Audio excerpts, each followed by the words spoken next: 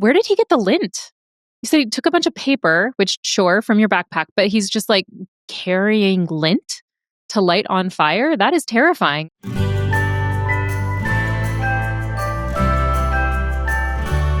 How to survive the classroom.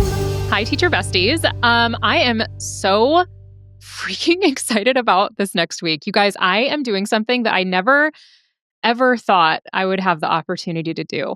I have been invited by the local principals to come to a meeting. This is a meeting of like not a couple principals, it's a multi-county principal meeting. And the local principals, like in the county that I live in and work in, they know that I do comedy because when I was selling my tickets for Indianapolis, I like sent out the announcement. It was like, hey, I'd love to see some of the teachers from the local county here, all of that. So I sent that all out. So one of the principals who's at a school that I place teachers at, right? So let me just say, I cannot destroy these relationships, but I am going to be at this meeting with quite a few principals, and they have asked me to do about 15 to 20 minutes of comedy at the beginning of this. And I don't know if I can stop myself from beginning the meeting by asking them, number one, like before we get started, I think it's really important that you guys take a second while you're waiting for your food and for your personal time to just remember your why. Just take a beat and really dwell in your why. And then whoever thinks they have the why-iest of the whys, I would love it if you could just whisper it to your elbow partner, because they make us do stuff like that. You guys, they make us do stuff like that all the time. And then, obviously, after doing that, I'm going to tell them that I was going to take a page out of the admin playbook and just give them the gift of time and sit down and do absolutely nothing for them because I didn't feel like preparing anything. Because I don't know about you guys, I have a strong suspicion. Admin out there, I want you to tell me if this is for real. I just suspect that there have been times where the admin was getting ready for the meeting and they were like, I cannot deal with the very near retirement teachers looking at me for one more day. I'm just going to tell them they get the gift of time.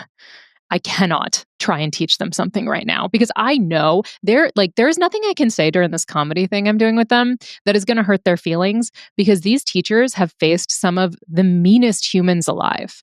And when I say the meanest humans alive, people who aren't in education might think I'm talking potentially about parents who can be very mean, or students with bad attitudes who can be really mean. But there is no one quite as bitingly, accurately cruel as a teacher who is almost retired. The one who has already turned in her form that says she has no intent to return.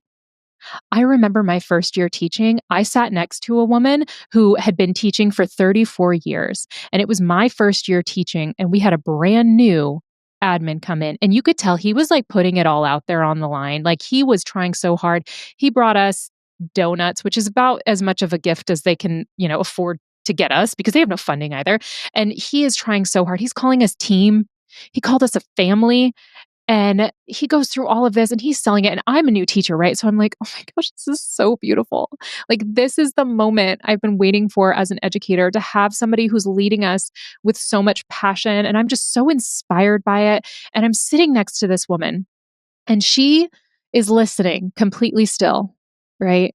And then she just leans over to me and she goes, I'm going to make that man cry. Ma'am.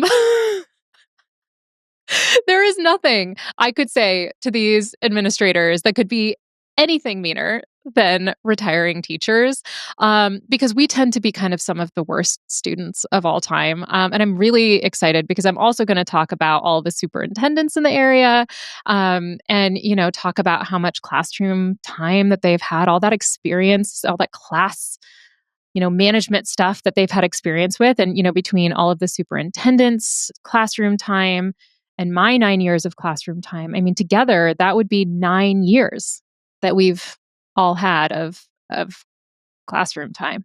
And as we know, it is always wonderful when people who have no understanding of a job are in charge of making all the decisions for that job. So I'm very excited, guys. Those are some of the beats from my intro to what I'm going to be saying to them. So I'll circle back after I do it and let you guys know if they ever let me place students in their classrooms again, because I think that they'll have, a good sense of humor about it, because otherwise why would you bring me there unless you were ready to laugh? But it is kind of one of those really weird things, because this is not like a group of administrators I'm never going to see again. This is a group of administrators that I will be seeing with some regularity. But hopefully they like it and have a sense of humor, and maybe even have me come and speak to their whole faculty, because that would be really exciting to get to help also support the teachers in the community and do a little comedy for them, because um, there's just something to being able to laugh a little bit in the midst, especially of the stress of a new year or anything like that. My whole thing, though, is surprise comedy is like a violent attack to people. Like, if I'm going to do comedy at like a professional development, like, number one, I want all of the retiring teachers not to come. Don't bring them. They're so mean. Right? Like, don't bring if you're a retired teacher, you're excused. You can go. You don't want to be here. It's fine. I'll like anybody else who wants to be here can stay, but like it's got to be optional. Like, I don't want anyone there who doesn't want to be there, because there's nothing more terrifying, and I haven't had the experience that admin has of dealing with retiring teachers. So I don't my skin is not thick enough yet. I've been bullied by high schoolers for nearly a decade, but dealing with retiring teachers is a complete different experience. And on the same admin front, so I've had Eugene Williams on my podcast before, early days, when we were working under a different name. And he was my first principal. So he was not the one that retiring teacher had said, like, I'm going to make that man cry. Because number one, good luck. Mr. Williams is not going to cry. But I talked to him this last week because he just started a podcast of his own, and it's going to be great. He's had a very like storied life. He has had like relationships, friendships with these very hugely famous historical figures. And his podcast is called Talk to Me. So we'll link it. I don't think it's coming out for another, maybe month or so. So it might come out when this comes out, honestly. But we will link it once it's out there, because he is, he asks a lot of really tough questions, and I appreciate that he's not ever guarding anyone's feelings, which kind of made him a perfect admin, because he didn't really care about your feelings, but he cared about you, which is kind of the perfect balance for an administrator. So you should check it out. Eugene Williams, he's amazing, very, very funny, and saved me from a lot of scrapes when I was doing my first year of teaching with him. Okay, so I do want to jump in to the first fan submission. I'm very excited to listen today and hear what insane things you guys sent in to me. Okay, Colin from Fort Collins, Colorado. I teach family and consumer science, and this happened yesterday. We were doing a cake war competition, and they were putting the crumb coat on their cakes, and I had a student about 2 minutes left of class come over and way across the kitchen. I'm in a different kitchen helping, and he's like, "Hey, just so you know, teacher, there's going to be some smoke you're going to smell, but everything's fine." So I was like, "What are you talking about? We didn't use the stove or the, you know, range, whatever." So Um, he's like, "Well, I accidentally leaned up against the stove with my backpack and turned a burner on, and I burned like a 10-inch hole through the bottom of my backpack." Which, by now there's like toxic gray smoke forming everywhere. So that was cool. It's awesome. High school, we are we are sophomore boys, so that's great. That is like my literal nightmare. I feel like my husband lives in constant fear that that's going to be me, that I will have accidentally burned down the house, because I do often leave candles burning because they smell so nice. And we don't have a gas stove, so we're kind of a little bit safe from that particular danger. But I can just see that student coming in and being like, "Hey, you're going to see some smoke and everything's fine. Like, We're fine. You're fine. Everything is actually fine. I cannot fathom like that call home and just be like, hey, so Billy today did set his backpack on fire. Everything is fine. He's fine. Everything is fine. He will need a new backpack. Unfortunately, I am so sorry about that because and Fort Collins, Colorado, Family and Consumer Science, I do wonder because I got to speak to them this past fall. They called me and were like, hey, would you like to talk to family and consumer science teachers? We have a statewide conference for like this organization we have. It's going to be great. And I'm like, yes, absolutely, I will. And then I was like, I don't know if they don't know that I've never taught family and consumer science or if they are unaware of the fact that I've also never taken family and consumer science. And so my whole speech was essentially couched in the perspective of like, hey, so I had a great childhood and family growing up, like lots of support and love and all of that. And there were still some things that got missed along the way. And that's why we need family and consumer science. Because had I had that class, perhaps it could have saved me some things like food poisoning along the way, which, I think it went really, really well. So I do wonder if that person who submitted it is somebody who I got to meet because Fort Collins, I don't know if you guys have been to Fort Collins. This is completely unrelated to that message, but Fort Collins is, and I've been told by people from Fort Collins not to say this too loud, but it is such a magical, beautiful place. Like it is like a lot of the areas are newly developed and my friend lives in a neighborhood that's like 10 minutes from like ski hill that they like manufacture the snow. It's not in the mountains. Let me just establish that. Like you're not in the mountains, you can see the mountains and they have like just a little like snow park there that they manufacture the snow for and like a bar and grill and some really good food and yeah, it's a beautiful place. So if you guys haven't been to Fort Collins, highly recommend. It's great and apparently family and consumer science is popping off there because that's where I got to do my speech and it was really really fun. So thank you so much for sending that in because it's nice to kind of have a moment to think about what my poor husband has to deal with on a regular basis. So, okay, let's listen to the second audio that was sent in this week.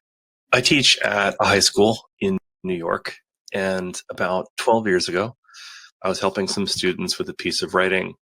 There was a student in the back of the room who was kind of a behavioral problem, but I had a reasonably good relationship with him. And he was having a bad day. I made the mistake of turning around and turning my back to him after he had said something rather inflammatory. And in the 30 seconds or so when I wasn't paying attention to him, he stuffed a bunch of paper and lint into an unused drain for a no longer functional shower head because my classroom used to be a lab. And then he set it on fire.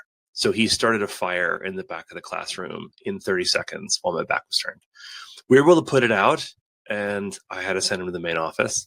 I bumped into him years later, and he was really apologetic for doing it, but things have turned out okay.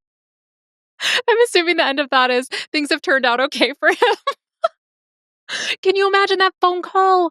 Oh my gosh. And the admin that got called and be like, hey, so again, like, what is with the fire this week? There was a fire.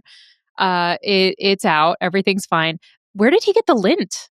He said he took a bunch of paper, which sure, from your backpack, but he's just like carrying lint to light on fire. That is terrifying that he was just like and he had a lighter as well with him, which I guess is not like, it's not as weird 10 years ago, I think is what he said it was. Like, that's not as strange because kids were, still smoking non-electronic cigarettes. And so everyone kind of had a lighter all the time, but that is legitimately terrifying. Like, I don't know what I would even do. Like, I thought you were going to say that he like hit you or like something like that. I don't know if lighting a fire is better or worse. I guess because nobody got hurt. I guess it's marginally better. And he did it in like an enclosed space. So probably unlikely to cause as much damage to the building. I have only had two instances where there were fires at the schools that I worked at. It was after school. It was a bunch of students that were like hanging out before going to swim practice. And my friend was the swim coach and she let them like just kind of hang out back there. And there was like this little microwave, and one of the kids put in some popcorn. And instead of putting in 2 minutes, they put in 20 minutes and then they forgot about it.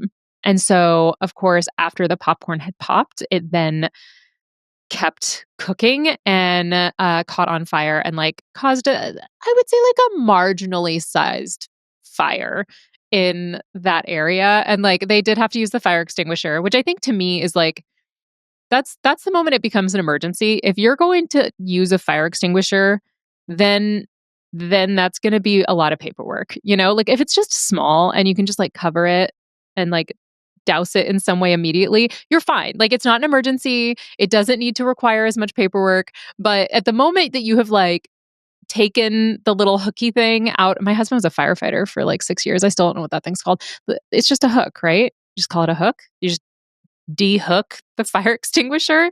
At that moment, it becomes, I think, an emergency situation. And they did have to do that for the popcorn. And then I had another student that this was not an emergency because I didn't have to use a fire extinguisher.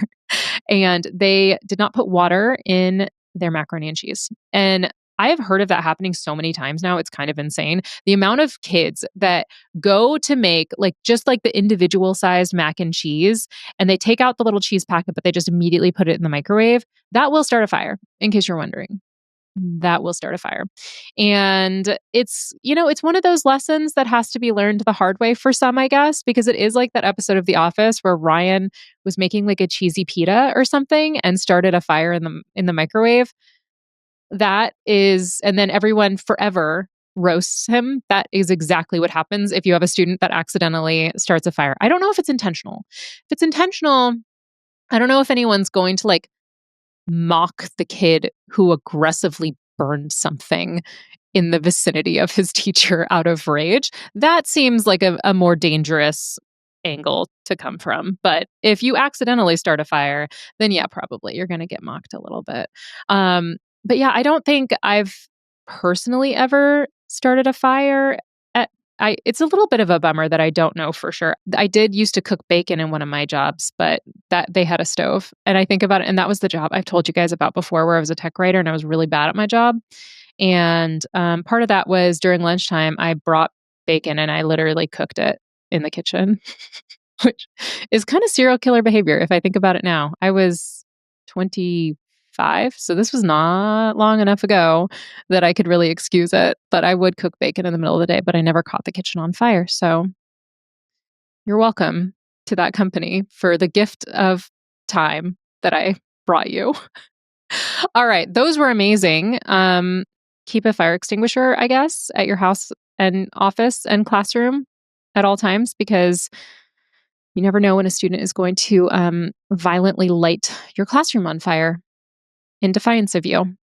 And on that note, we are going to take a very quick break, and I will be back with some awesome resources for you.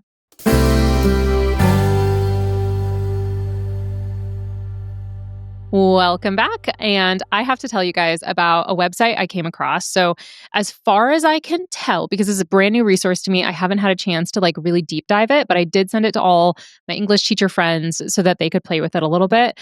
And it's called wewillwrite.com.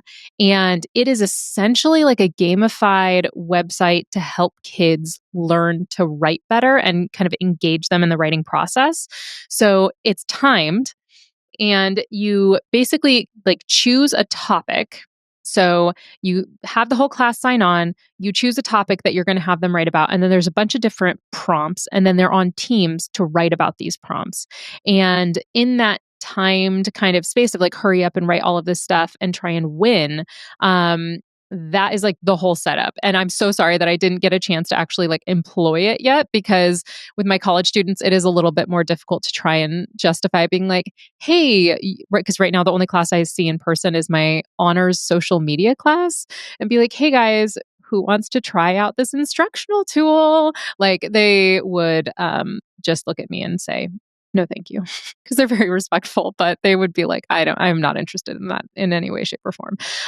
But for me, one of the biggest challenges with trying to get kids to write is like number one, inspiration for prompts, because you can go online and you can buy a set of prompts that is super long and super in depth.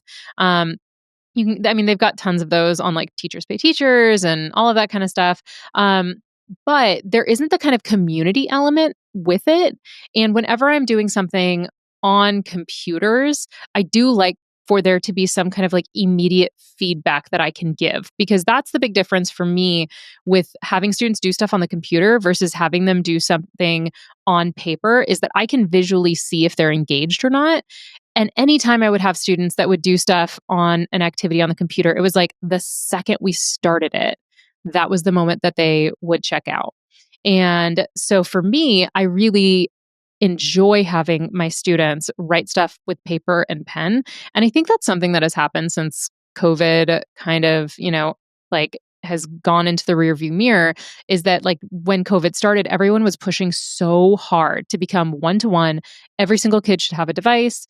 Every single kid should be able to have that device in front of them at all times in order to engage in class. And part of that was just because we were trying to physically keep everyone separate, right? But what we, I think, realized is that like we were also mentally disengaging with what was happening.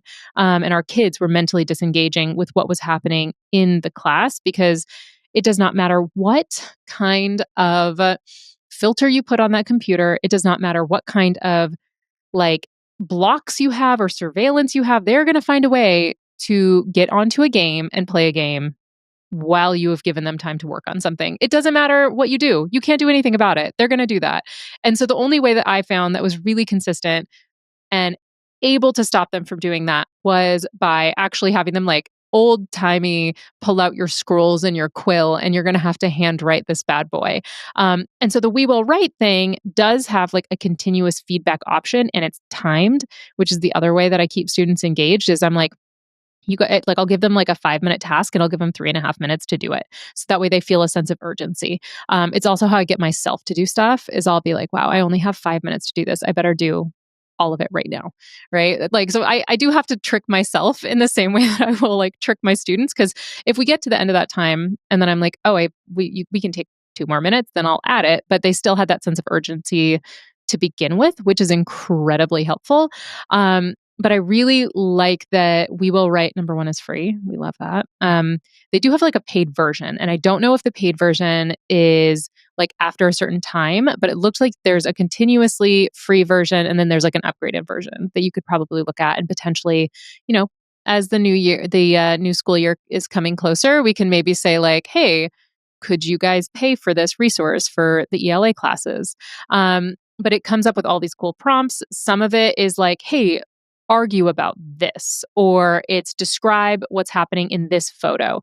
So it does a lot of like the legwork, so that way we don't have to, and we can spend more time engaging with our students, walking around, checking on what they're doing, and giving direct feedback. One of the other resources that is very related to this is one that I used so much. And this is a very ELA heavy one. I'm so sorry, you guys. If you're not an ELA teacher, you're like, woof. But this one is called 180 Days, which is by Kittle and Gallagher. They are two authors who taught English, both of them, in different areas of the country, very different demographics. And they basically created a structure for their classroom that made it a lot more sustainable and was able to engage their students in a way that, regardless of where they were teaching or how big their classes were, they were able to get their kids writing and reading. And it's very choice based, which I loved. And it's very heavy on like routine writing, but it's not a lot of writing at once. So what they say is like you do a 6-minute write, which is something that I always did when I was teaching my high school English class. So I'd be like, okay, guys, we're going to start with a 6-minute write. And then they would write for 6 minutes, and you're supposed to not stop, which that was the challenging part, is because you did have that time pressure, but 6 minutes when you're writing continuously actually is kind of a lot. So students would kind of hit a wall about 4 minutes in and be like, I'm not writing anything else. So you could probably adjust it down a little bit and make it like a 4-minute write or a 3-minute write or something like that. But that book has been probably like was the most beneficial book for me as an ELA teacher, and allowed me to kind of engage in the course content in a way that actually really excited me a lot, because it took me like through very specific steps of how to structure my class. The way that it relates to like other classes and other structures is that they had routines that were interchangeable with the specifics of the unit. So, for example, you had a 6-minute write every day, but that 6-minute write, it could be about fiction, it could be about nonfiction, it could be about poetry, it could be about something you've put up on the board, it could be the wewillwrite.com thing, right? And so that they knew when they came to class, they were going to get a 6-minute write. So you didn't have to think, okay, what am I going to start with every day? And you can do that kind of a style with every single class, right? You could have something that you are routinely having them engage in, whether it's a problem, a brain teaser, something that the kids automatically know when they come to class. That's what they can expect to have happen is like, I'm going to show up and they are going to present X to me and I'll have to figure it out, right? So that was the one piece that I really think could be applied across is they had like very specific routines that then people kind of could exchange the content out for. Same thing with like the reading section, the direct instruction section. So there was a very firm structure for students. So that way when they did get in to the classroom, even if they didn't know what they were going to be learning that day specifically, they knew the kind of beats that you were going to hit, which is very, very helpful. It's also something I talk a lot about in my book, which is coming out in May of 2026. And that is a teacher survival guide. I've talked a little bit about it on here. It's still ongoing. As I just said, I need a timer to be ticking in order for me to get stuff done. And my editor was just sending me all sorts of reminders that my deadline's coming up soon. So I am putting in the work with this book. And essentially, the way it's set up is very similar to all the rest of the stuff I do, where every single chapter is on a topic of some kind that teachers are going to deal with in the classroom. And it starts off with how I screwed it up, right? So it talks about the way that I handled it as a new teacher and how maybe that wasn't the most helpful way of handling that scenario. And then I go into advice. And then I also am going to have some downloads that are going to be included with the book. So, for example, if I'm telling you, you need to document student behavior because I didn't document it this time and it went really bad. And here's the things you should document. And then at the end, you're going to have a download that's like, here's a documentation template that you can take and edit and make your own that will remind you of the things that you should be documenting. So the idea is that like, if you don't have a teacher bestie with you at school to give you some of this stuff and to give you some of this advice, that this book will kind of come in and pinch hit for you. And it's called They Never Taught Us That. So I'm very, very excited about that. That is going to be coming very, very soon. I also have a couple of live shows coming up very soon. So I have a show in Kansas City, Missouri. Are you guys proud of me for knowing which state it was in automatically this time? Thank you so much.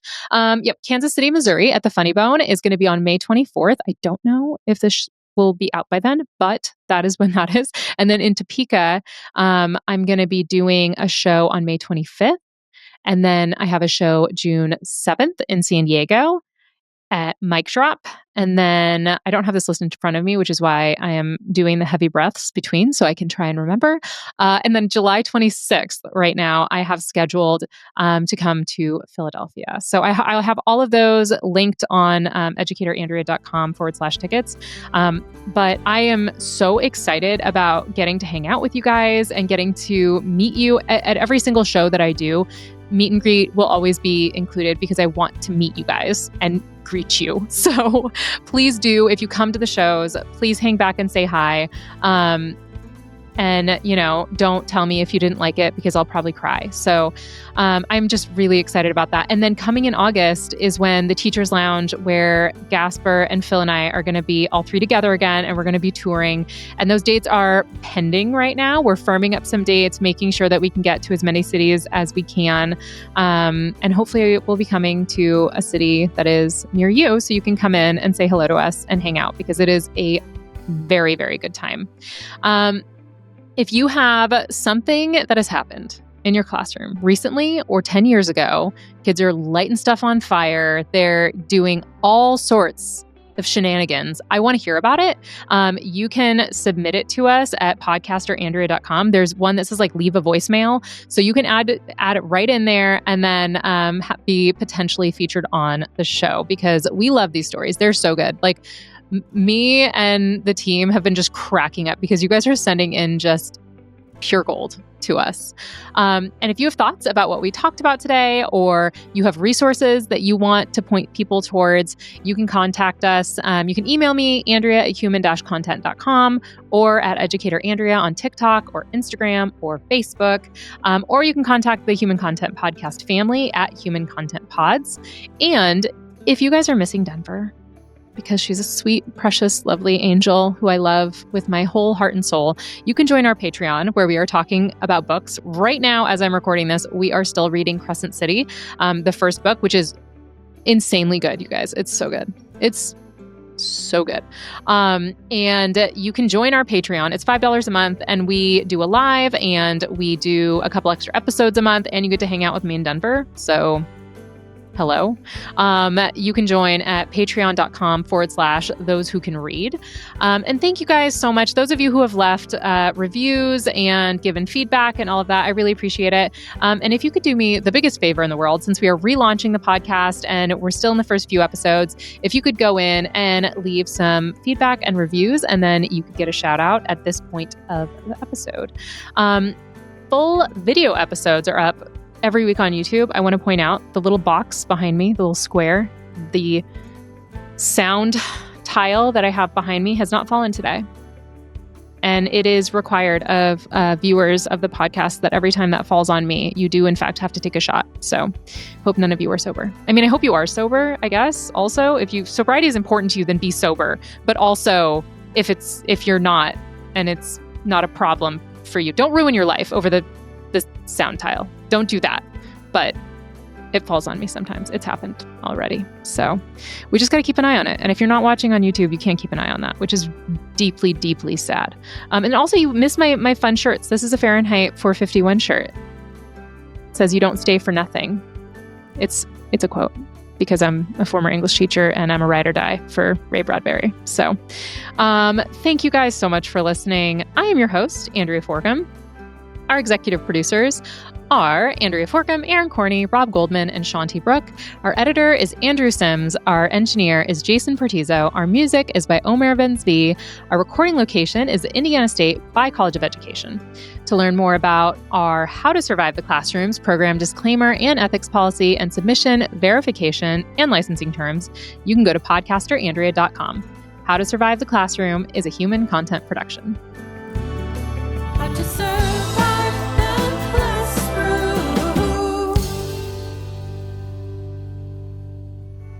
Thank you so much for watching. Want more of How to Survive the Classroom? You can watch more episodes right now. Just click on that little box over there. You see it? And if you haven't yet, please subscribe. Okay, bye.